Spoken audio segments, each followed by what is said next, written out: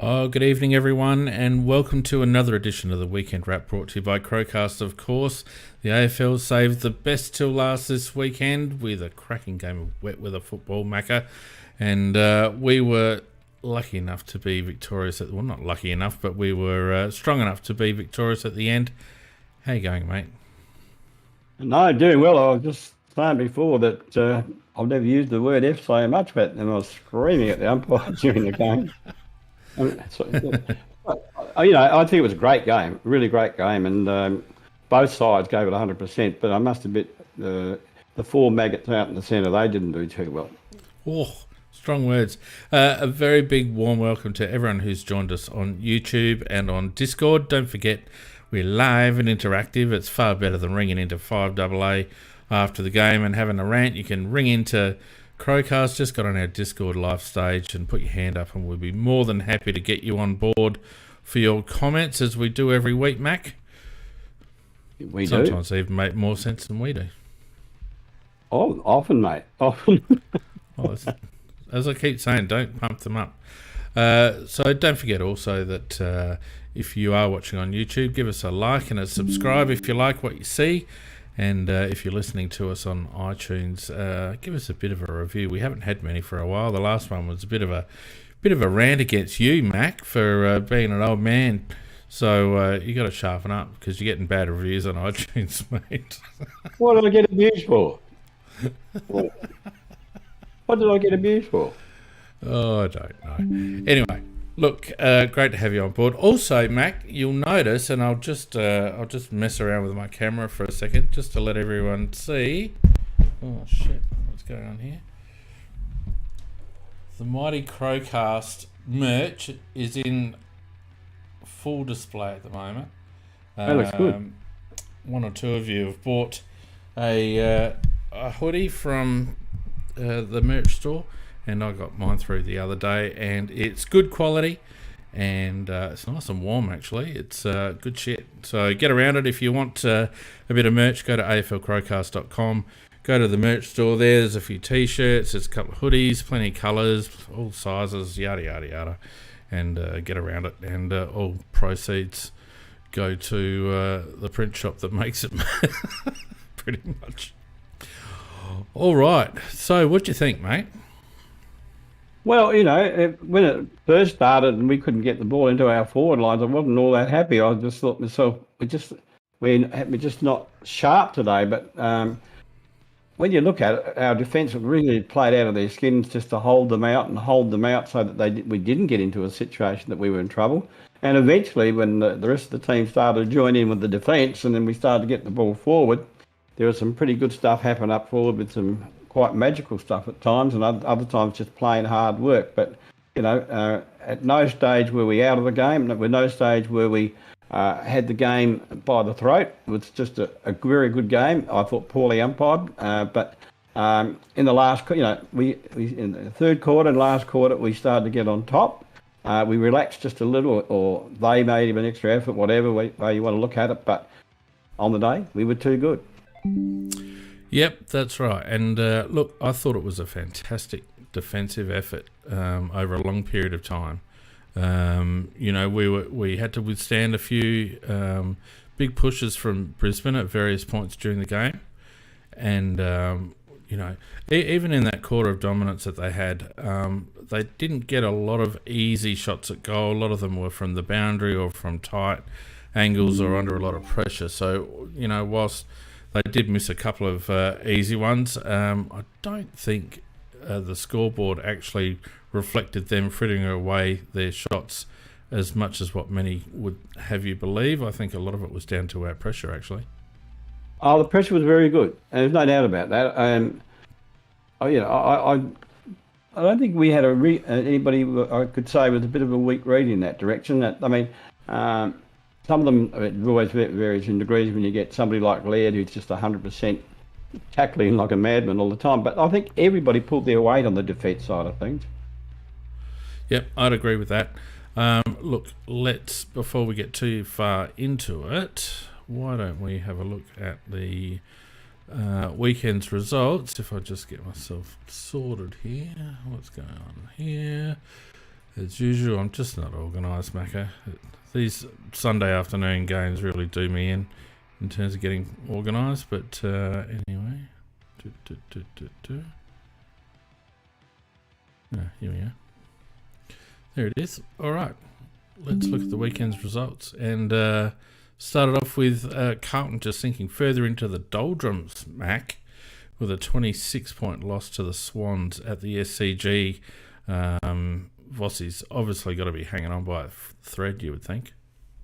Yeah, I think he's getting himself into trouble because, I mean, they do look pretty ordinary because Sydney, they haven't been travelling well at all. But Sydney led all day, and they only had a makeshift defence, really. Blakey, of course, he's there, and he was outstanding, but he was propped up by others around him that wouldn't normally be there. On the other hand, Carlton, they were relying on their two big boys in Curnow and Mackay, or Mackay, whichever way you want to pronounce it. They got 1 goal 6 between them, which is disgraceful. I mean, Curnow is a bit of a waste of talent because he marked everything, but he only got 1 goal 3, and when you've got a forward that's as dominant as that, there's something wrong with the way they're playing their game. And Sydney just dominated the midfield, and that's an area where Carlton pride themselves, but they got absolutely towed up by Parker and Warner and Gouldem. Walsh was the only one. Warner was exceptional, I thought. I love the way he played. He's very direct, and Walsh was the only one, I think, for Carlton who really in the mids who could really put his hand up. No, I think Carlton they're not going to be play finals. They're definitely not finals. Well, I don't think so. They got a long way to come back if they do. That's for sure. Yeah, one question: how would you like Harry Mackay kicking for your life? Well, not at the moment. Yeah, I mean, it's obviously a confidence thing with him. He's got a couple of technical glitches, but really, it will never cease to amaze me, Macca, how a professional footballer can be so bad a shot for goal. Because that's the amount of practice you have, it's your only job. You can kick shots for goal all week. You've got plenty of people around you that have played the game that should be able to help you out. And yet we continue to see, I mean, it was evident again today with a few as well, people that just can't kick the ball. It's the simplest thing to do, kick a shot for goal from 35 metres out, Macca. Well, it is. If all you do really got to do is pick out somebody in the crowd behind the goals and pass the ball to them. It's as simple as that. Yeah, but even technique-wise, it's a lot easier to kick the ball from a standing start than it is on the run. All you got to do is have everything aligned and swing the boot. So anyway, that's a hobby horse of mine, but we'll move on. Saturday we had Hawthorn getting up by 10 points, coming back. St Kilda will be extremely disappointed, and that could be a costly loss for them as the season pans out. Hawthorn 10 points, 88-78, Mac. They might have Ross Lyons, but they're not going to win a flag. Not when they lose to the Hawks like that. I mean, the Hawks, we were talking a couple of weeks ago that they were eyeing off pick one. But since then, they beat West Coast, but I thought they played really, really well, and they just showed that they do have some green shoots coming through. Apart from that, I think it was the most outstanding part of the game was Sicily, particularly in the last quarter. He had 42 disposals from defence, and he took 21 intercepts. I haven't seen anybody put a performance like that on. It was just like, I'll take you on, I'll beat you myself. Outstanding. Yeah. And then their young midfield, which they booted out the senior midfield, which people thought was very strange, but their young boys are playing well. Yeah, they've got a future. Yeah, and they probably realised that they weren't going to be any match for West Coast or North Melbourne to get that number one spot, so they may as well win a few. I think that's it. Melbourne, I don't know what to make of Melbourne at the moment. Yes, Freo up-and-coming team, but Melbourne in a little bit of a funk at the moment, going down to Freo by 7 points, 79-72. I think that's their third loss in a row, isn't it, Payne? Yep. And it was, again, a further upset. I think the first two upsets, and this was another upset. Melbourne didn't have Oliver, of course, but then Freo, they lost Darcy with a hamstring in the second quarter, and in some ways it proved to be a blessing in disguise because Luke Jackson finally looked like the guy that you paid two first rounders for. He came on and he's rucking against Gawn and Grundy, and he was outstanding in that second half, and Brayshaw and Sarong thrived on it, and Melbourne are struggling. I mean, Jackson probably had what's his name? The ruckman, you just said him? What, Darcy, who went down? No, the lad that came in for him. No, Luke Jackson. Yeah, Jackson. Yeah. He probably had a point to prove as well against the two Melbourne boys. Melbourne are only just going at the moment. I still feel like they're playing arrogant football, and I think it's going to actually undo them if they're not careful. Good summary. And then the Giants did something that not many can do, and I think it's their third win in a row down there, Mac. It is. At Cardinia Park. 81-74. Just played hard, tough football against Geelong and got up by 7 points. Yep, and you may love or you may hate Green, but God, he is a talent, an absolute talent. And he kicked 5 goals, and he was very well supported by Canelio and Green. And it's at the moment, Geelong looks slightly rudderless at the moment, and I know that they've got players out injured and key players, but they look rather rudderless. The only bloke I thought that looked really good for them all day was Stewart, who was outstanding in the back lines, but he always is. But GWS, they were too good, just simply too good. And what I did like, you could hear the rumblings in the Geelong crowd. They're so used to winning down there, but it was beautiful watching them all get upset. Yeah, they've got a few main movers, Geelong, and if they're out, then I think they really struggle. They miss Patrick's drive, obviously, out of the middle, and Patrick was instrumental in keeping them in front of us, the times that we were coming when we played them. I mean, Danger just took over and was getting clearance after clearance, and when they don't have that drive and that ball sort of just get the ball forward that Dangerfield does so often, they tend to struggle a bit, particularly now they don't have Selwood as a backup plan. Definitely. If they hadn't have had Dangerfield when we played him, we would have beaten them. He was just outstanding when he played against us. So you were quite right. And, and as I said, they just look a little bit rudderless at the moment. Mm. And continuing the theme of upsets, Macca, we had the Suns getting up in TIO Stadium. It was a very enjoyable game to watch, that one, 84-77. I tell you what, you want to talk about umpiring. The umpires did everything bar mark and kick the ball themselves to get the Bulldogs over the line in that last quarter. It was disgusting. It's interesting you say that because it's absolutely true, Fee.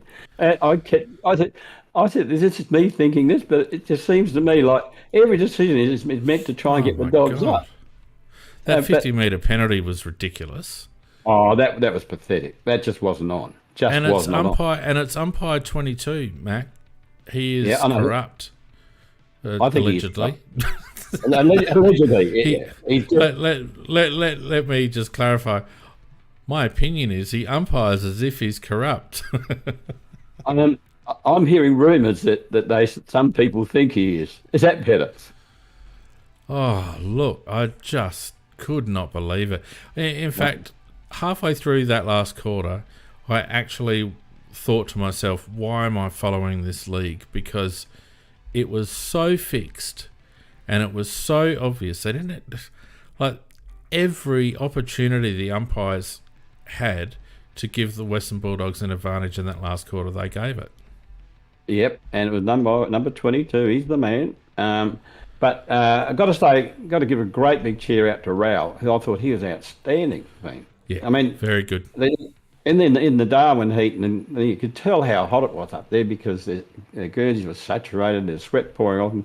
Some of them had white bandages to try and stop the sweat getting onto their hands. Yeah.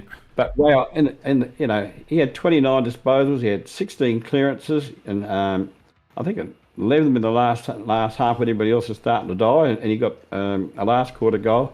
Bont was very dominant for the first half, but he ran out of petrol tickets, and yes, and the coach's up forward was very, very good as well. So Yeah. no, I was very, and they've certainly found an outstanding young Midian Humphrey, which they picked up with pick 6 in the draft. Which is the pick that they got from us for Isaac.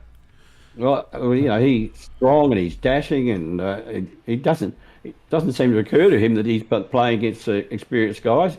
He's very, very good, and he kicked a freak goal to sew up the match. So yeah, overall, the Gold Coast would say we are starting to get somewhere. Well, they've got to follow it on. They're only a game out of the 8 now, and they're with the competition as even as it is, they've got just as much of an opportunity as any other side between about 5 and 12 to get in the 8. So and Luco and King, I reckon, not a bad 1-2 punch for Gold Coast now. Very good. No, very good. So. And then today we had, that was still last night, West Coast putting up about as much fight as they possibly could against Essendon, going down by 50 points, 96 to 46. The Bombers just doing what they had to do, really. Yeah, I mean, they put about, West Coast put about as much as resistance as you would feign if you were offered a free beer, mate. So, they were bloody pathetic, and I just said a little bits and pieces of it. I can't stand this, so I didn't bother watching. No, I didn't. I had better things to do, like I don't even know what I did. Maybe wash the dishes.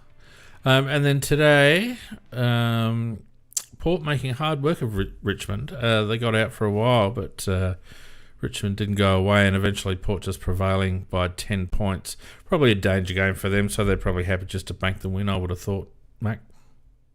Yeah, look, they were just slightly too good for Richmond. Every time Richmond did threaten, Port responded all the time. And Butters and Rosie and Horn-Francis, they all fired well. Taranto actually did it on his own for Richmond, and he was outstanding. He's a pretty good player, very good player. No, Port didn't win by much, but they played. They play a very tight sort of game, don't they? They don't play free-flowing footy. I don't know. It always seems like hard work, but they just sort of, in the end, do enough work to win. They're pretty good at getting through traffic, Mac. So there's not a lot of what I would say real, like, if you compare them to how we play, we like to get the ball on the outside and link up. They're more through the corridor and through the contest and hitting up big targets. So, it's, I don't know, just getting them results at the moment. And they have got a very good, their midfield is going well at the moment. Butters and Horn-Francis and Wines and, a few of those lads, Rosie, obviously. I still query their depth if one of those lads goes down, but they're going all right at the moment. Well, and they're certainly firing, and some of their lesser names are playing very well at the moment as well. So, no, they're playing good team football. As I said, they get challenged and they scramble back at you. I reckon your lesser names play well when you get in the agate first. Probably true. All right, and then we had Collingwood again doing what they needed to do against North Melbourne, 35 points in the end. Probably would have been happy just to get out of that game pretty much unscathed, I would have thought. Yeah, I think so.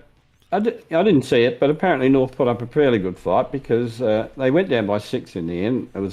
They actually were, I think it was 9 at three-quarter time, but they kicked 6-3 in the last quarter. And they've got some green sheets there that I'm not saying it's going to be a rapid rise for them, but they'll gradually improve. Yes, agreed. And of course, our game today, which we'll go through in a moment. Just a quick look at the ladder. We've got the Pies now outright first.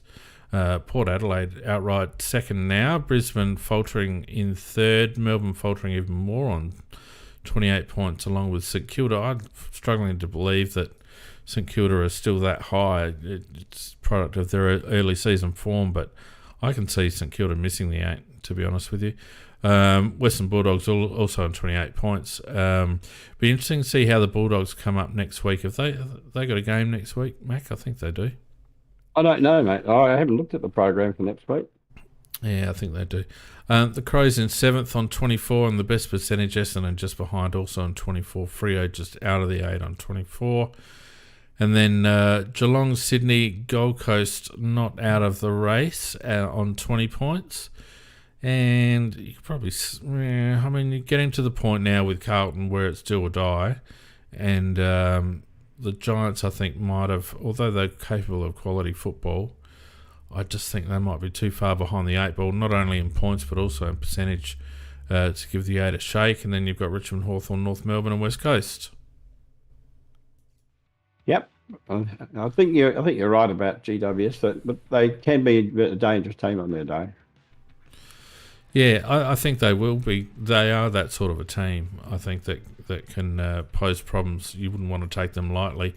Of course, we've got the Suns next week up in TIO. And just answering my question, the Dogs have got Geelong next week. So that'll be quite an interesting game, I think. It will be. All right, Mac. Well, just before we move on to our game, again, just a reminder that if you're in the live studio chat and you want to have something to say, stick your hand up and we'll get you on board. Otherwise, both the Discord chat and the YouTube chat are just humming along nicely, Macca. Humming along to see if we can break the 1,000 comment mark tonight. We do break 1,000 comments occasionally, so just keep talking shit, people. What's the record, Steve? I think it's about 1,100. Come about on, guys. 1,100. Work a bit harder out there and get it up to 1,200. Yeah, 1,100 is pretty good. We've got 61 currently listening on YouTube, which is fantastic, and plenty on Discord. So good stuff. All right, let's move on to our game, Macca. And hard fought it was. A little bit seesawy, topsy-turvy. Brisbane held sway for a little while, but we hung in and defended really hard. And in the end, it was our work around the contest that was able to, and some good finishing, was able to see us over the line by 17 points, 14-11-95 to 10 goals, 18-78, Mac. Yep. One thing it just seemed to me, and I don't know whether I'm right or not, Dean, but it did seem to me that they had the ball in their territory more than we did. Do you have the stats for that? Yeah, we can have a look at the stats in a minute for that. There were certainly long periods of the game where that was the case. They had far more. Let's have a look at the, considering you've brought it up, let's have a look at the head-to-head stats. 356 to 317 disposals our way. 215 to 207, 141 to 110. I guess some would say you wouldn't want to be too handball happy in a wet game, but we didn't do a bad job of flicking the ball around, Mac, just to try and get some separation at times. The next stat, though, 47 to 66 inside 50s, 55% efficiency inside 50 for us, 41% to them. They had 27 shots to our 26 from inside 50. Yeah, I thought they had the ball up forward more than we did. Yep. We also used the ball better, 70 to 63, 70% disposal efficiency, and that weather was pretty good. There were periods of the game where it was raining pretty hard, but apart from a few shanks, which is to be expected, I felt like we used the ball reasonably well. Free kicks 16 to 21. Umpires just had a shocker. Hit outs 58 to 57. I thought to myself, particularly after Riley O'Brien tapped it straight to Lachie Neale off a boundary throw in the first, that he was going to get absolutely towed up. But to his credit, Macca, his ruck work, particularly after quarter time, was excellent, I thought. Well, I agree with you, because when he did that tap to Neale, I thought, that's when the language really flowed. I thought, here we go again. And look, I mean, I would say this about Rob. If you were going to give an award for who gave the most effort for the game, I would give it to him. I thought the effort that he put into it in the game, not necessarily the output, but the effort was outstanding, actually. Yeah, can't knock him this week. Clearance were relatively even, 51 to 57, 10-13 at centre and 41-44 around stoppage.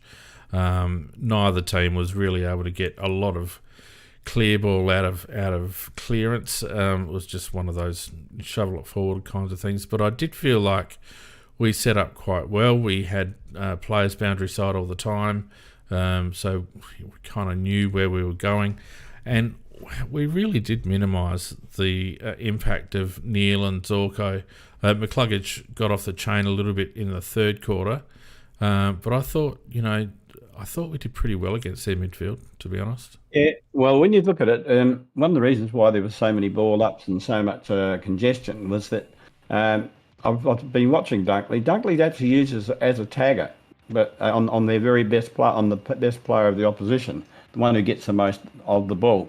And he was what he does. He stands behind his opponent, and which gives him an opportunity to tackle, and that's why I get so many tackles. But also, if it goes to the side, he can also get the ball there too. And then he was tagging Laird, and in turn we had Keys tagging Neil. So that's one of the reasons why it was very hard for the guys that generally generate quick movement out the centre to actually do that, because there was a lot of tagging going on. Yeah, I mean, quick to call it tagging. I don't feel like there were hard tags anywhere. I just feel like there were jobs. Because if you look, and we'll have a look at individual stats shortly, Key's got a lot of possessions for a tagger.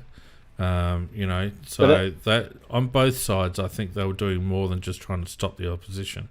Oh no, they're actually ball getters as well. Because Dunkley, he gets a heap of the ball as well. But they're not taggers in the traditional sense of a tagger, but who's only got one job, which is to stop the opposition. It's really to minimise the opposition, but get the ball yourself. Well, isn't that playing football? Not necessarily, because sometimes the mids are allowed to sort of go their own way. Yeah, I'd just call that manning up. I wouldn't call it tagging. Anyway, whatever, doesn't matter. I'm just trying to be argumentative, Mac, because we're agreeing too much. Contested posies, 149 to 157. Arguing, that's a novelty, isn't it? Yeah, I know, right? Uncontested possessions, 190, 145. We did seem to be able to get the ball on our turns a little bit more than them. We were able to get the ball on the outside and at least get a little bit of clean possession. I thought, pardon me, I felt like Brisbane struggled to get any sort of system going whatsoever, and it was almost brute force that was their forward 50 entries, and a lot of repeat. Like in that third quarter, there was just a lot of repeat forward 50 entries, just because they'd just formed that wall and we were struggle breaking through it. Yep.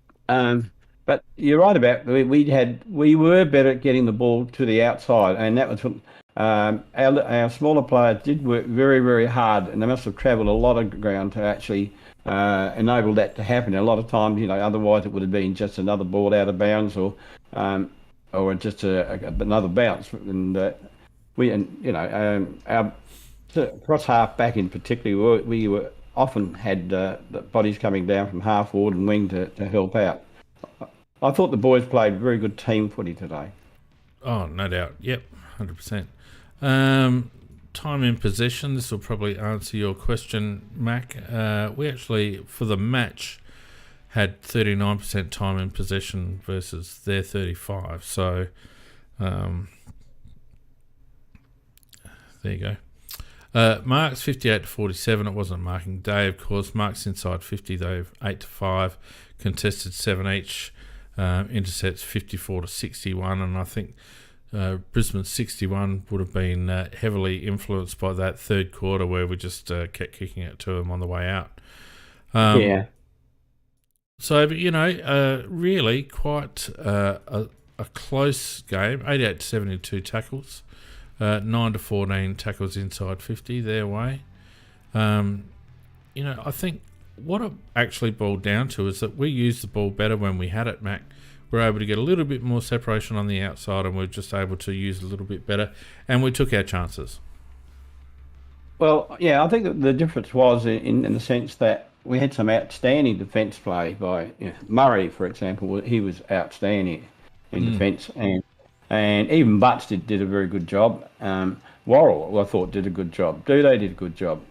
Miller did a good job, but they didn't really have a Rankin or a Rochelle, apart from they've got Cameron. They've got one guy.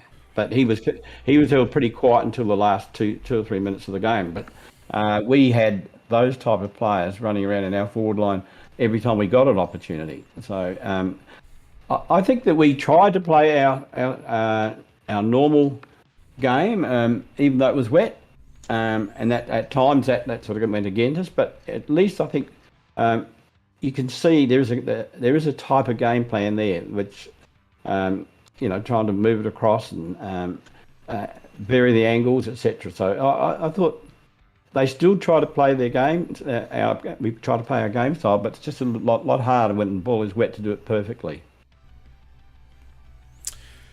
Yeah, I think we did try to move the ball laterally a little bit. You've got to be careful in wet weather because it's so easy to turn the ball over and you're completely exposed. So it's not like dry weather football where disposal is easier and taking the ball is easier.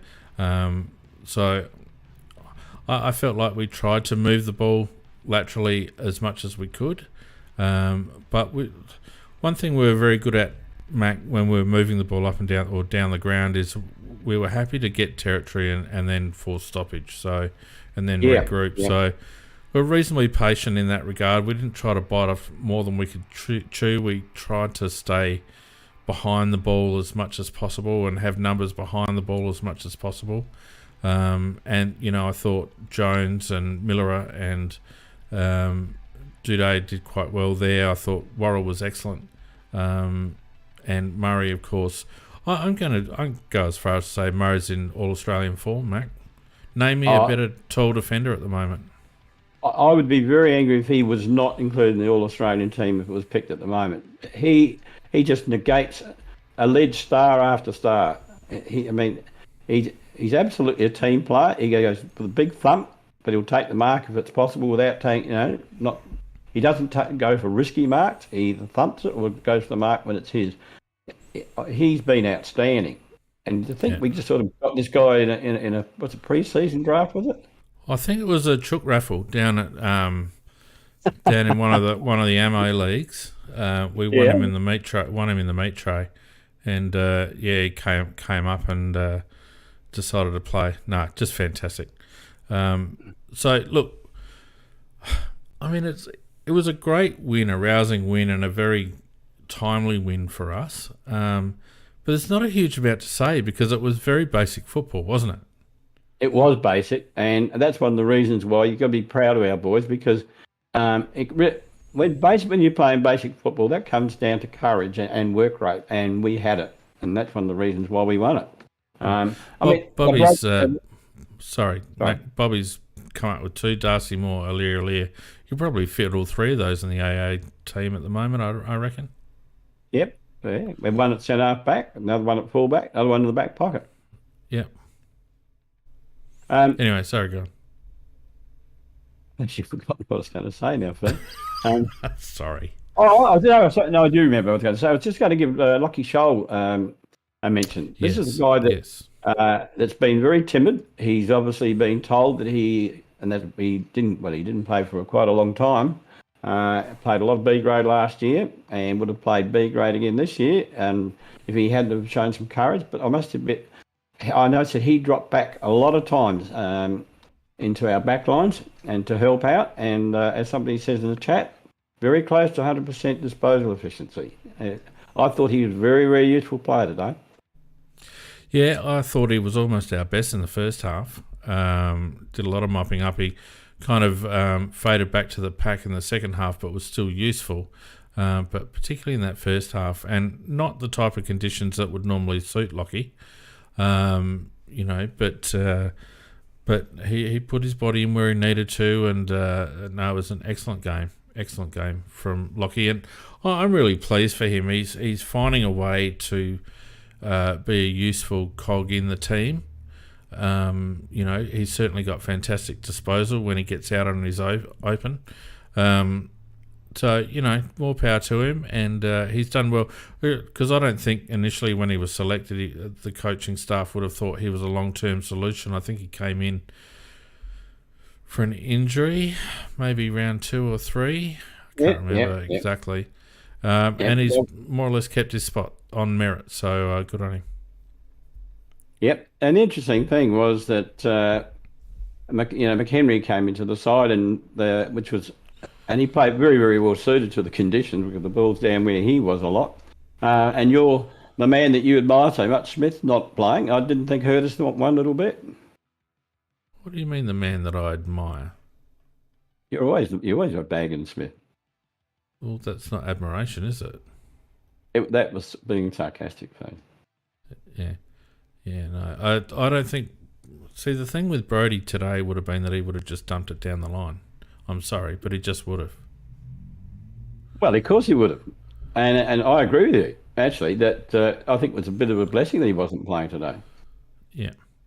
Yeah, no, I thought the ends were pretty good. I mean, obviously, Worrell was in for Smithers, but I felt like, against Brisbane at least, I felt our configuration was really good. I thought Max Michaelani did a pretty reasonable job on Charlie. As you say, he got off the chain late, Charlie, but I thought by and large he did a pretty good job. Duday did pretty well on, I think he was on Gunston most of the time, wasn't he? Tommy? Or Worrell might have been on Gunston. Today was sort of on McCarthy and whoever else they decided to chuck down forward at times. But I felt like our configuration, when I first looked at it, I thought we might have been a bit top heavy with Worrell in there, but Josh played really well and was really good at ground level. I thought it looked a pretty solid back six. It looked a solid back six because Wayne Miller had played really well, Mac. The best game I've seen him play for a couple of years, I reckon. He really had his confidence up too. He was doing some of his fancy footwork, which on a wet day is not all that easy to do. And he was very confident when he was doing it as well. So, and his disposal was very good. So, yeah, we do give Miller a hard time when he has a bad game. I think we should also give him a little bit of a pat when he has a good game. Oh, 100%. 100%. He had composure, used the ball very well. He didn't panic. And I guess that's what I mean in terms of the difference with him being the main outlet. Well, I do wonder though, Mac, where by having Murray, Butts and Worrell, whether that was one of the reasons why we struggled to break out of their defensive zone in the third quarter, because we didn't have a lot of run coming out of there. It was very much kick it to the half-back flank, I agree. So, whether it's the right configuration, not quite sure. But individually, each of them more than justified their place in the team. And we finally saw a little bit of razzle-dazzle from Josh Rochelle as well. He's been quiet for a little while. We haven't seen a lot of pizzazz from Josh, but he turned it on a bit in the second half. He did, didn't he? And it's very interesting that I thought there were two magic goals scored. I mean, the one that Rankin scored on his left foot in from the forward pocket was outstanding, and the one that Rochelle kicked was just I didn't think he would kick that because you couldn't do your normal dribble, so he fired it like a bullet without touching the ground through it. And I just thought, well, he kicked a proper checky. It was a proper checky, yeah. I thought, but at pace, I thought it was outstanding. Yeah. So, both of those two goals were outstanding, and they actually, Rankin and Rochelle, they both had very good games and had big influence on the result.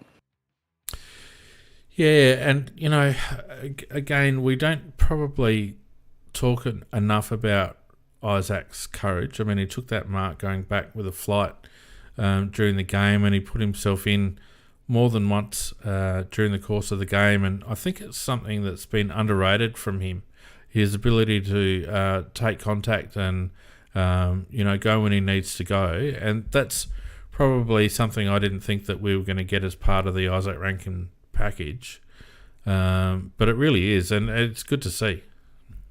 Well, you're quite right, Shane. There's a lot more to the package than what we thought we were getting. I mean, we thought we were getting you and I, and probably all the rest of the Crows fan thought we were going to get a player that's going to be very handy around the goals to kick a goal here and there, or get one and pass it off. But they're saying in the chat he had 13 score involvements. He was everywhere, and I thought, quite frankly, he was our best player, Shane.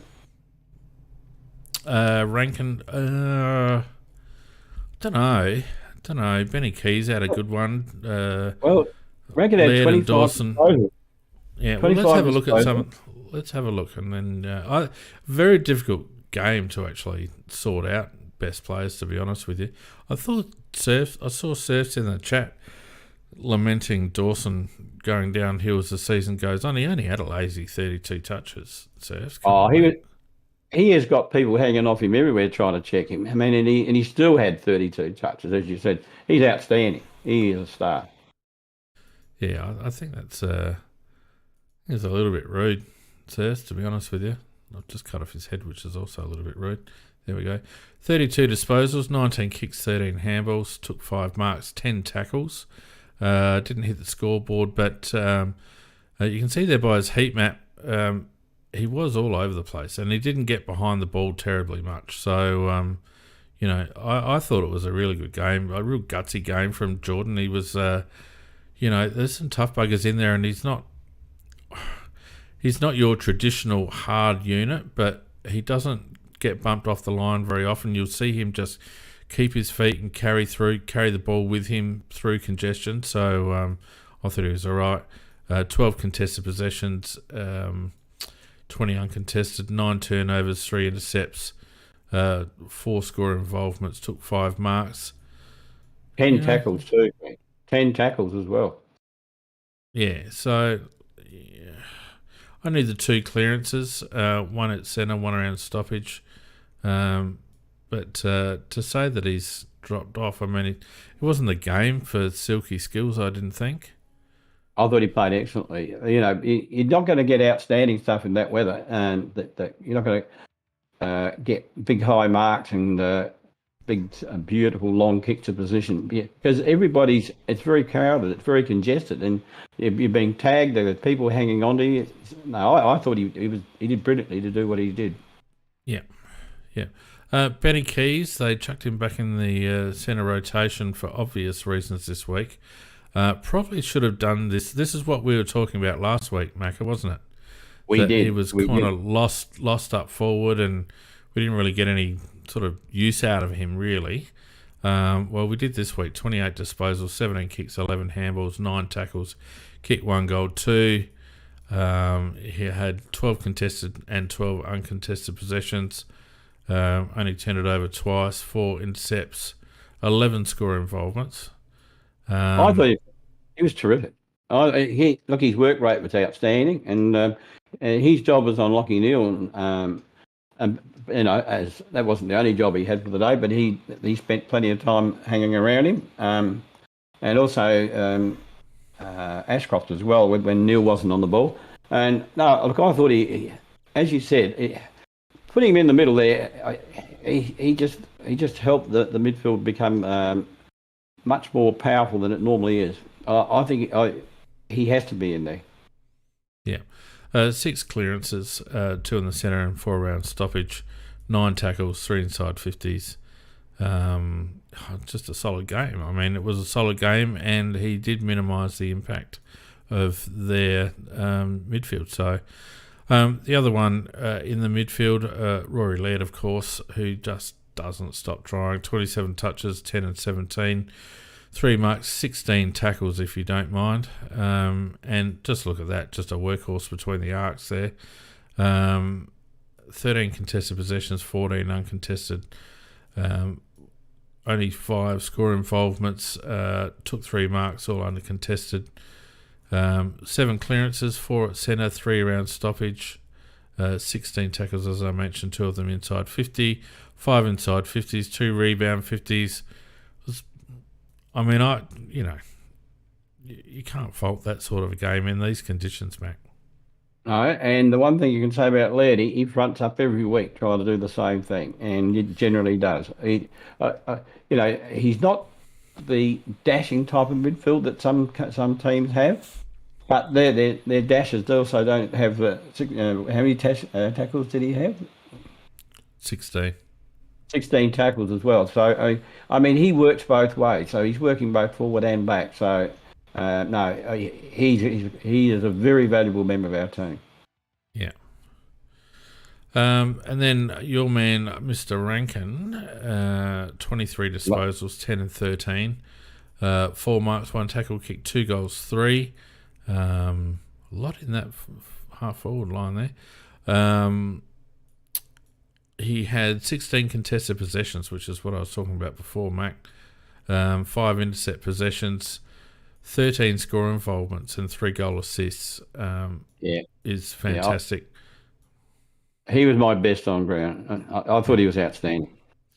And the other bit, 4 clearances, 4 stoppage clearances, Macca. He is handy around that stoppage. Well, the interesting thing about that is that the commentators made the comment during the game that it's surprising that he doesn't get more runs on the ball than he does, because they say that he is very good when he does get his turn there. Yeah, I just think this week, I just felt like Nix was going for grunt.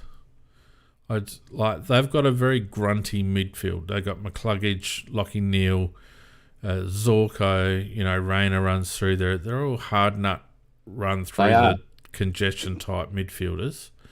Not a lot of silk on the outside. Even Berry is, again, a bit of a hard nut through the contest.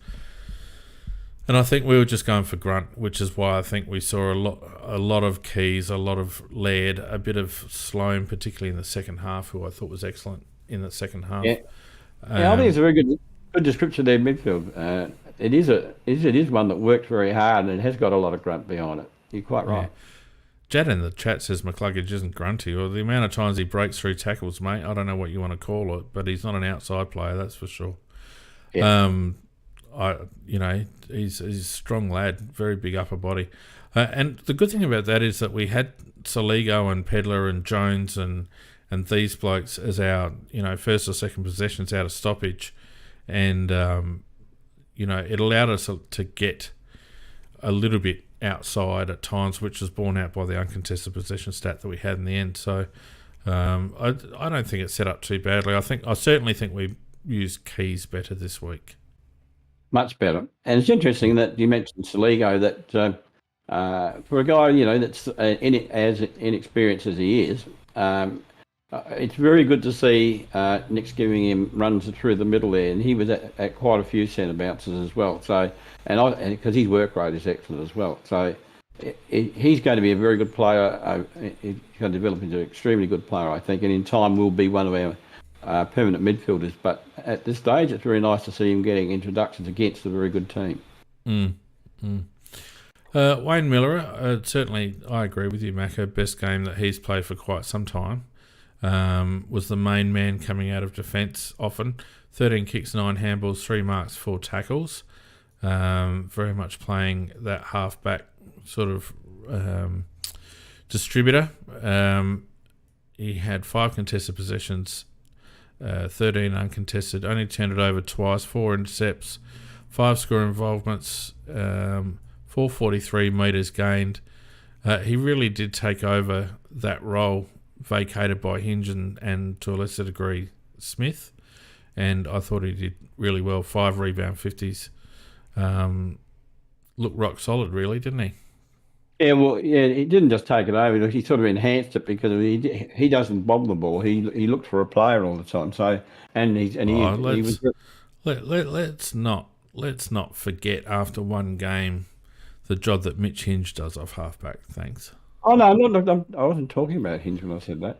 I was talking about Smith, but no, Miller's usage of the ball was outstanding. I thought today in a game where it was tight and a lot of people never got the opportunity to use the ball well. But no, his ability to sidestep, to dodge, to turn, to wheel around, but keep his balance all the time was very, very good.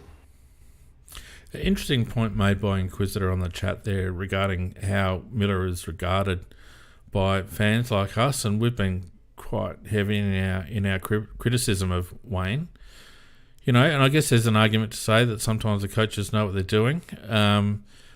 But I think, like, I don't think there can be any argument that Miller has not been consistent and has really not got back to his pre-knee form, and that was, 2.5 years ago. So I think I'm happy to acknowledge that Wayne had a really good game. I'd like to see that happen consistently and under similar pressure. Yeah, I suppose in fairness to him though, Bean, is the fact that the point you made is quite valid. He's virtually out of the game for about 2.5 years. So when you're out the game that long, you just can't just bob straight in and be a star straight away. So we may have been a little bit harsh on him. Having said that, we call what we see. But having said that, his game is slowly developing week by week. And today I thought it came to a sort of a peak. And I would just hope that he can produce that type of form every week, because when he's like that, he's a treat for the team, because the players up ahead of him, they can leave with confidence knowing it's going to be put on their chest. Yeah. All right. Who else we got? Now, Josh Worrell. We spoke about Josh Worrell earlier, and I thought first game for a long time and only sixth game of his career. And before he went off with, I hope, was just hamstring awareness, and not a tear. He had 19 touches, 14 kicks, 5 handballs, 1 mark, 3 tackles. I thought I remember him taking more marks than that, but anyway. Had 8 contested possessions, 8 uncontested, 6 intercept possessions, 1 score involvement, 553 metres gained, obviously including some kickouts. There, but nonetheless, 3 tackles, 2 inside 50s, 8 rebound 50s. I thought he came in and did an excellent job, because they've got some players in their forward line, Hitwood, Danaher and Gunston, as well as their smalls, that if they get off the chain, they can hurt you real bad. Well, if we cast our mind back to last year, Fiend, I thought Worrell showed then that he's going to be a good player in the future. And unfortunately, he's had these hamstring issues at the start of this year, which have prevented us from being able to play him. He's had sort of a stop-start career so far in the twos with the hamstrings. And this was an opportunity to play him now that he is right. And I hope that he didn't damage his hamstring again today, because he's a good footballer, and he's going to be a very good footballer if he can play regularly. Yep. Interesting comment that I'm sure some people picked up on from Rashuto, talking about Worrell saying that he wasn't the most professional lad when he first came to the club. I did hear that. So it's obviously taken him a little while to get with the program, but he certainly looks part of it. He's 6'4", built well. Good skills, seems to have good composure, and I'm glad we've stuck with him, and hopefully we can keep him around now that we've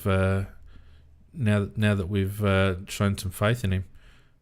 Well, it was interesting in his draft year. He was very, very highly rated by other clubs, and by overall, he was regarded as being a player of the future. And it took a while to see that happen, and I think Rashuto's comments may give some light as to why it took so long for it to happen. Yeah. C's girl in the chat saying, why does a kid need to be a professional? Well, because it's a professional sport and they're getting paid. You don't rock up late to games, C's girl. You don't, half-ass training, C's girl. Doesn't matter whether you're a kid or a veteran, I wouldn't have thought. Yeah, I think that Harry Schonberg is a good example of a player that hasn't been professional, a guy that's got a lot of ability, but we're not seeing it because he hasn't done all the work as hard and on and off the field as the other players have done. Yeah. Harry had a big pre-season, by the way, Mac. He has previously been unprofessional, I would say. Yeah, but he hasn't looked 100% interested when he's playing in the twos this year. You don't reckon? Oh, I think at times he looks like he doesn't want to be out there. Okay, That's just probably my doesn't. probably doesn't. Probably doesn't. Riley O'Brien, a few requests in the chat to have a look at his stuff. 15 disposals, 5 kicks, 10 handballs, 2 marks, 4 tackles. Had 9 contested possessions, 5 intercept possessions, 5 score involvements, took 2 uncontested marks,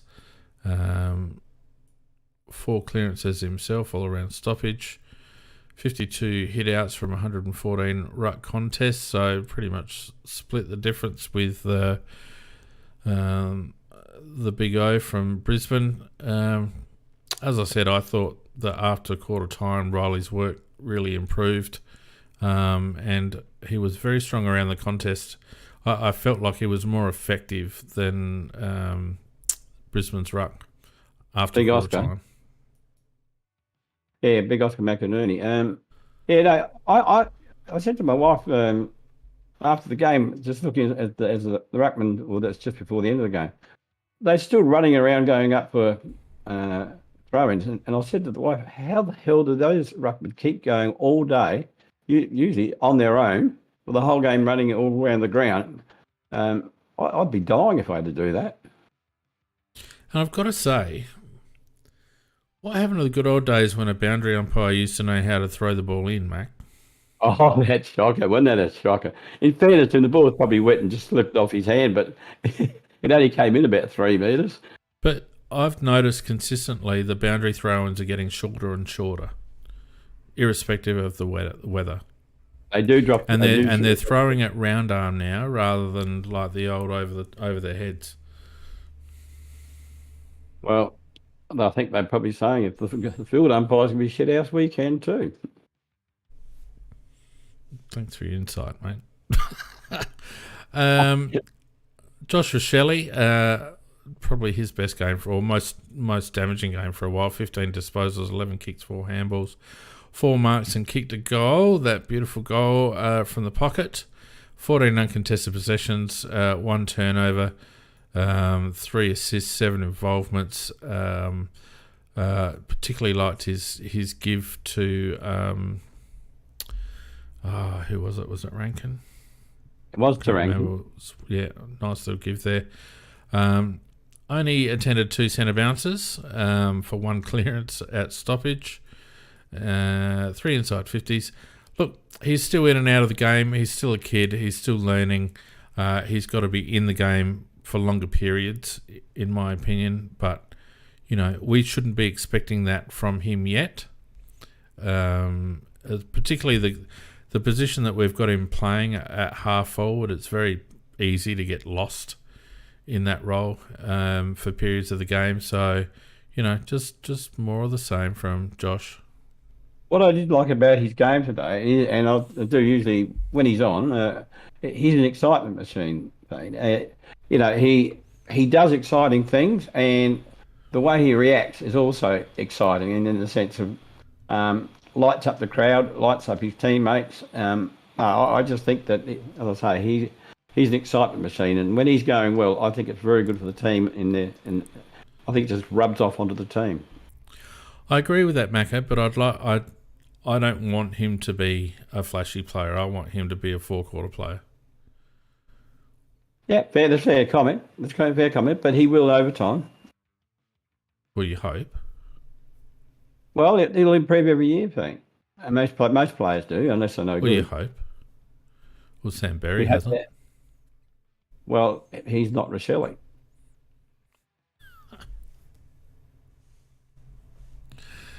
Oh, Macca. You don't agree that he's an excitement machine?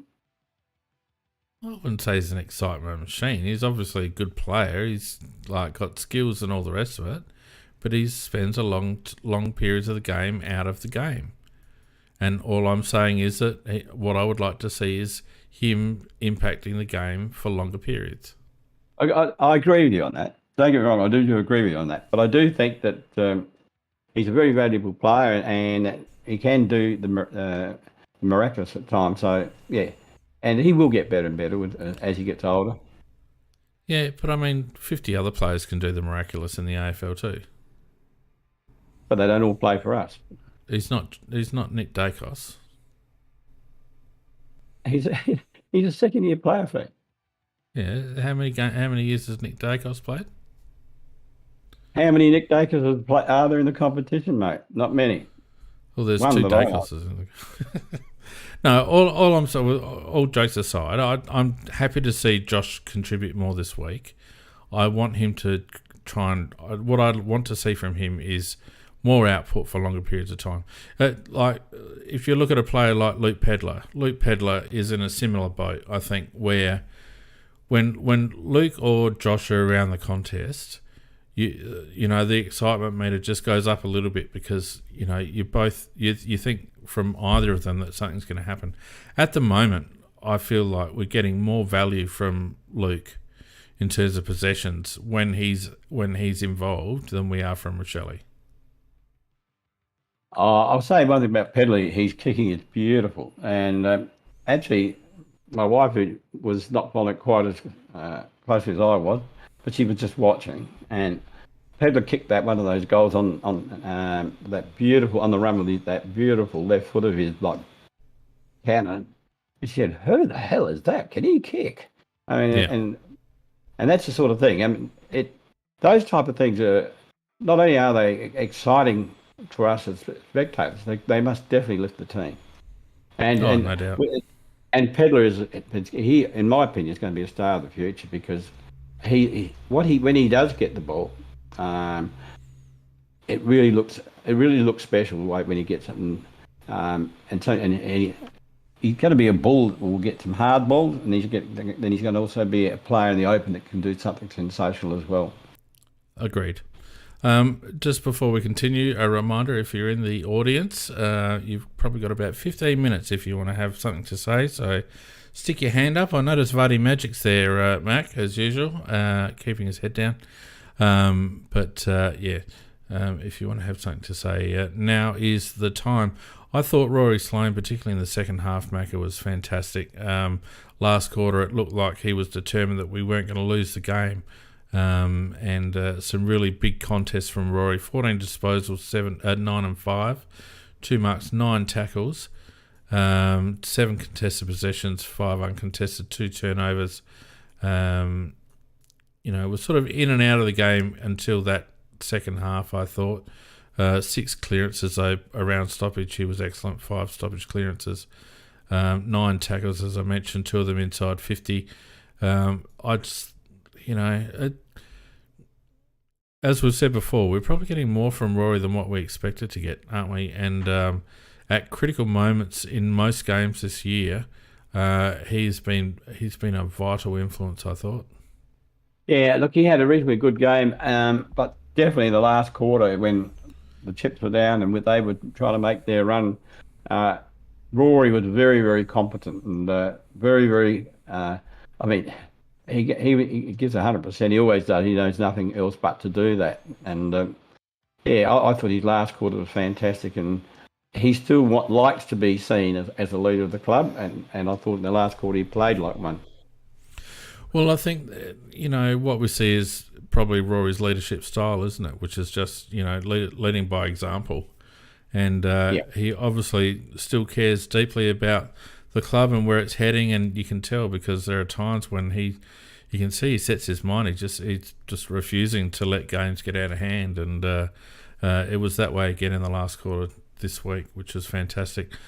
Of the rest, I thought Thilthorpe showed again little snippets of what we can expect in the years ahead. Kicked a couple of goals too, which was great. Took 4 marks. Pardon me. Darcy Fogarty, I thought he was far more lively this week, Mac. 1 goal, 1. Only the 10 disposals, 4 marks. But I just felt like he was getting involved far more often. Luke Pedler, we've already mentioned. Tex kicked the 3 goals, only had the 9 disposals, but again was providing a target, and it was that sort of game.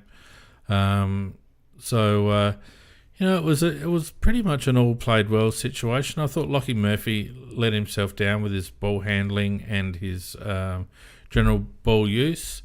I thought McHenry provided energy as usual without too much output, but was good in key moments and kicked that nice goal when we needed it in the goal square. Chase Jones, 17 disposals again. Look, now, the biggest thing about Chase Jones getting 17 disposals is that we're not talking about it, Macca. Yeah, it's a very good point because I've got it written down here, a note about Jones, that the fact is that he's now become very consistent now and he's got a standard that he plays to and he's playing to it every week. And sometimes he'll go over that standard, but he's not going below it, which is great. And he has arrived as an AFL footballer now. And one thing about him, he's got tons of pace, and he also uses the ball very well.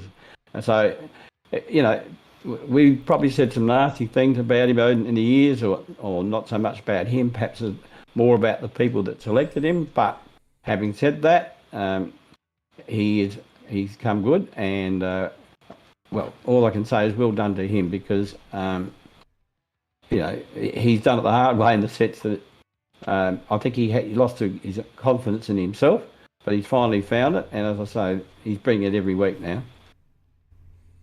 Yeah.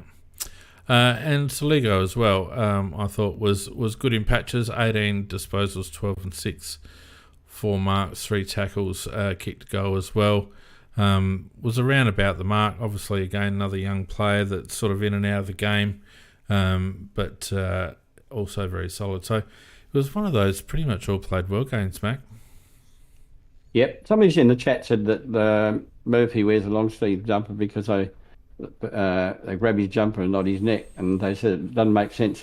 He's had an operation on his neck, and he had an injury to his neck, which was quite dangerous, and that's been repaired, and he certainly doesn't want to get tackled around the neck too much because if he got hit in the wrong place, it could cause him a bit of disaster. So that's one of the reasons why he does wear it, and it is related to an actual injury that he's got there, or how does wearing long sleeves protect your neck? Oh well, it's more. The person said that Murphy apparently says that he wears it because someone said. Murphy didn't say it. Someone said. Or someone said it. But the point is, though, he would be very conscious of not getting tackled around the neck thing because he said he had a very serious neck injury. Yeah, I know, but I'm struggling to understand what the long sleeves has anything to do with it. Maybe it doesn't, but that's what somebody said. I don't care one way or the other, thanks for spending 2 minutes on it. Bloody hell. All right, so we've got one more game before our bye, and that's the Suns in Darwin, Macca. Yep.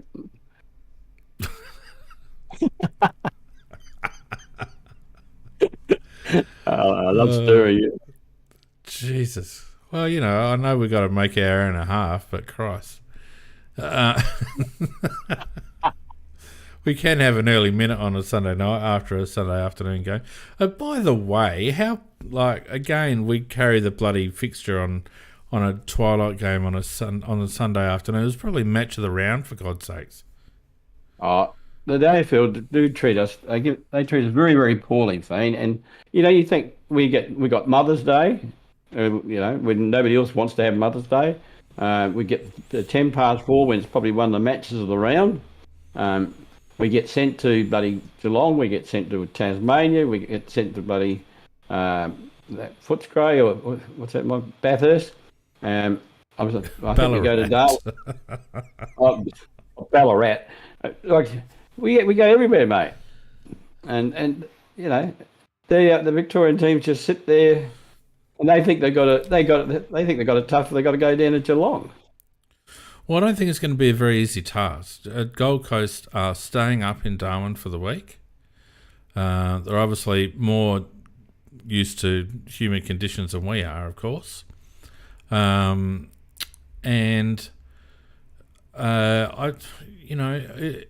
it's a bit of a danger game. It's one that I don't think we would want to drop. but I think it's going to be very, very difficult. Gold Coast aren't playing bad footy. They're going to have an extra day's break to us. It'll be interesting to see how the Crows are handling this week in terms of their preparation, whether they go up early and try to acclimatise, which is what the Bullfrogs did. Yeah, I don't know about this one. Oh, I agree with you because Gold Coast, yeah, I mean they're used to that sort of weather anyhow. And Darwin's probably is hotter again, but they are more used to hot, humid weather, and I think that showed against the Bulldogs in the sense that they finished much more strongly than the Bulldogs, and I think it will be a dangerous game for us. I think they're actually playing pretty good football, and certainly at conditions. I think like if it gets down to a close game, and I think we'd be starting to struggle in the last quarter, whereas they'd be still going. Yeah, at least this time we've got a bye afterwards, so we don't have to come back and try and back up. And it is 7 o'clock, so probably the bigger issue might be the dew, depending on how that happens. Sometimes it can get pretty dewy and slippery at night up there. So I haven't been to that oval. Once the night comes, the dew is enormous, and it's almost as if it's been rained on, and it's so slippery. So, there'll be plenty of dew. Yeah. Now, we do have someone in the crowd that wants to have a chat. It's our good friend Arab Child, or whatever he's calling himself now. So, come on in, mate, and give us your 2 cents worth. Hello, guys. How are you? Very good. How you going? Yeah, not too bad. I just wanted to ask, do you guys still think that our midfield is small? Because to me, it doesn't seem like a small midfield anymore. All the players have bulked up in there. It seems like there's height in there now, but I don't know. What do you guys think? Well, it depends who's in there. And you're quite right that in the past we would normally had a small one in terms of height, but when you've got Dawson, Keys, and Laird in there, well, Laird they don't call him the desk for nothing. He is little, but Dawson's a goodly size, as is Keys. So we can be small, but it depends on who's in there. As I say, if you took out Dawson, you took out Keys, and replaced them with smaller guys, but no, not necessarily always. And Go Crows in the chat corrects me correctly. After Gold Coast, we've actually got West Coast at home before the bye. My mistake. Right. which should be a good game. That one I'm looking forward to. The West Coast game, it's going to be a cracker. Yeah, if we don't win by 100, I'm going to be very pissed off. We should win by 100 more. Like, it needs to be slaughtering. That's slaughtering. Well, you certainly hope to win, and you'd hope to probably. It depends too, because sometimes the West Coast has played virtually a team of almost not newbies, but very inexperienced type players with all their major players out, and they did get back 3 or 4 last week, and maybe they might get another 3 or 4 back. It still should be a win, but how much percentage you get probably depends on how many of their more senior players they've got available. Come on, Macca. No. Come on, If it's Macca. not 100, that's boring. It needs to be at least 100 points. Well, I hope it is. But you don't get a hand on the plate. You still got to do it. Yeah, of course, yeah.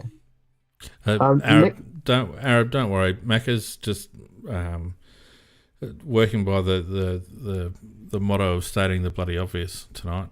So of course you've got to do the work to get the win, Mac. Thanks. Yeah, of course. What do you want me to do? Say the bloody opposite. Yeah. Give us a bloody insight, mate. What do you think is left for us to be in the top 4 contention? Do you think we can do it this year, or is there a major error that still needs to be fixed up? Because I feel like all the pieces are there. It's just about getting games into the players and getting that experience. But I want to see if you guys see any holes in the team that is still there. Oh, I still think we need one more in the midfield now. Whether that's going to come from within Arab or not, I'm not quite sure. You know, we've seen stunted growth from Berry this year, and Harry's dropped off the cliff a bit, which does leave our midfield stocks a little bare. I think we need one more in the midfield. We're excellent up forward. I think we're workmanlike down back, but I just think we need one more bit of class just to get us into that top echelon of midfields. Yeah, in fairness to the coach, Nixon, he said, and I think at the time we probably didn't listen to him too closely, or if we did, we just thought, yeah, just bullshit. But he said, just wait till these guys have played 50 games, then you'll be looking at a much better team.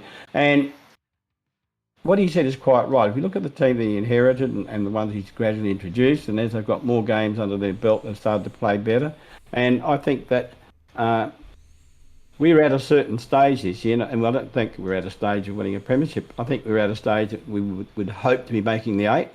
But I think that whatever we do this year, then we will improve next year on that as well, because those players will, instead of playing 20 games or 25 games, they'll have played 40 games or 50 games. So, and there's no doubt about it, the more you play, the better you become and more comfortable you are at this level. So if we made the 8 this year, I think that's a very good achievement. And next year, I would hope that we would be trying to shoot for maybe the top 4. And the year after that, probably trying to shoot for a flag. What do you think, Fiend? Yeah, you just trotted out all the generic lines, so there's really nothing to argue about there. For fuck's sake, what would you like me to say? You don't give me the shits tonight. You really are. Fuck me. Oh, Mac is going to storm off in a minute, Arab. It's going to be you and me left. Before I get off and let you guys argue about basic things, do you think this is? I'm finished. Do you think this is Harry Schonberg's last year? Because to me, it seems like he's done, and this is over for him. I would just give him like maybe 1 or 2 more games in the AFL to see if he can prove himself. No. But it's just been 3 years and it's done. I think it's over. I don't know, but to me, he just seems no, not at all. Young player, keep trying with him. How many years did we give? How many years did we give Chase Jones, mate? True. Yeah, I see what you mean. Yeah, but certainly he's on his last legs, Arab. No doubt about that. But I think that we need to give him a bit more time, in my opinion. Mac, what do you think? I got nothing to say. Yeah, well, it would have been wrong anyway. All right, mate.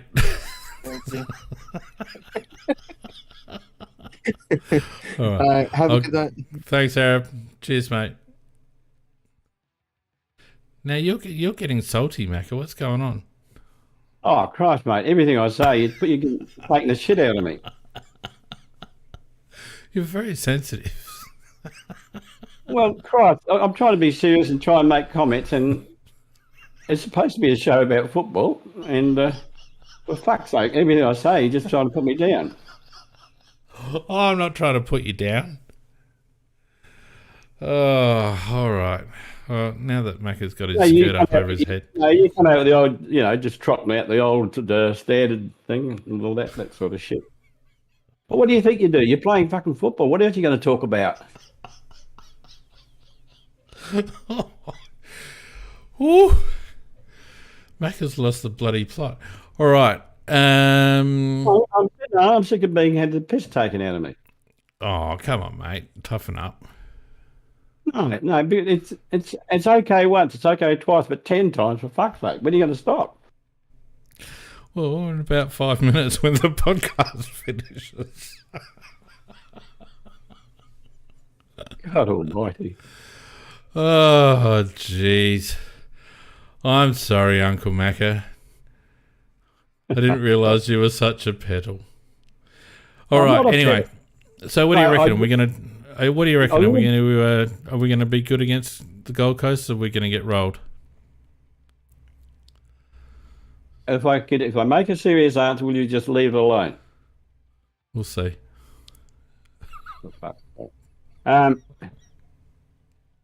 I think I am very worried about the game. Seriously. I watched Gold Coast play. They played very well against the Bulldogs, and there was no doubt that Bulldogs are running out of legs in the condition, and that's only at the Gold Coast. And whereas Gold Coast themselves are used to those conditions, they finished very strongly. And I know Darwin's even worse than the Gold Coast, but the jump for Gold Coast players is not nowhere near as much for players coming from down south. And I think that we're a better side in terms of personnel, and I think our game plan's better. But yeah, I think it's a dangerous game. So I've been to Darwin. You've been to Darwin. You know how I've never been to Darwin, actually. Oh, mate, you get off. Seriously, I can tell you, the first time I went to Darwin, I got off the bloody plane, and it was in a day when the humidity was about 90-something%, as well as being 30-something degree. And I nearly passed out. I was trying to find my hire car. I nearly passed out. It was bloody shocking. And all I'm doing is walking. They've got to play football in it. Yeah. So, well, I'd imagine it'd be danger. Sorry. I'd imagine it'd be similar humidity to what I felt in Thailand last year, and if I had to play footy in that, I'd be dead at about quarter time. So I wonder if we've taken any learning in terms of preparation from our game against GWS. I know it's there's a difference in the climate, but it is still oppressive conditions. So I wonder whether we got anything out of that experience. I'm with you, Mac. It is a danger game, no doubt about it, and it would be a shame to negate the Brisbane win by a soft loss to a non-contending team in a weird location again, which we had the same thing with Western Bulldogs as we do with Gold Coast, a game that would be winnable at just about any other bloody ground except the stupid regional piece of shit that we get sent to all the time. I'm not saying that they shouldn't play games at these grounds, but it's annoying that it's always us. Yeah, it should be shared around a lot more than it is. I see one of the comments in the chat is that Rowell and Anderson are as good as any duo. Rowell is fantastic at the clearances. He really is. He goes in hard. Anderson hangs out waiting for the ball to be given to him. So I think he should be fairly easy to tag. And that's what he's been. I noticed in the last couple of games he's been tagged and he hasn't had so much of the ball. So they rely on that. And overall, they've got reasonably good standard players. They are dangerous up forward now that Lukosius is firing up there along with one of the King boys. So I was confident we'd beat Brisbane. I'm thinking we can beat Gold Coast, but I'm worried about the humidity. Yeah. Gritty on the chat talking about Zorko's eye gouge. He didn't actually gouge him, so I don't think that's going to be looked at. Although it was certainly a movement, wasn't it? He was certainly hunting around for an eyeball, wasn't he? Well, I didn't know he was going for the eye. He was certainly taunting him at least, and the hand was near or on the face. Yeah, it was certainly a hooky motion with the finger as far as I was concerned. He's a little pest, Zorko, and he had bugger all influence on the game. He's just about on his last legs, I'd imagine. Been a good player, though. Yeah. All right, mate. Well, look, I probably need to let you go and console yourself for a week now. So I'm all right. You're right. I've had my say. All right. Well, look, it's time to finish up anyway. Thanks to everyone who's joined us on YouTube and on Discord. Don't forget, as I mentioned earlier, if you're on YouTube, give us a like and a subscribe if you like what you see, and share the love with your Crows-loving mates. And to everyone on Discord, thanks very much for joining us, as you always do. Very solid again this week. And all things being well, we'll see everyone again next week, Mac. Okay. See ya. All right, mate. Take care. Bye.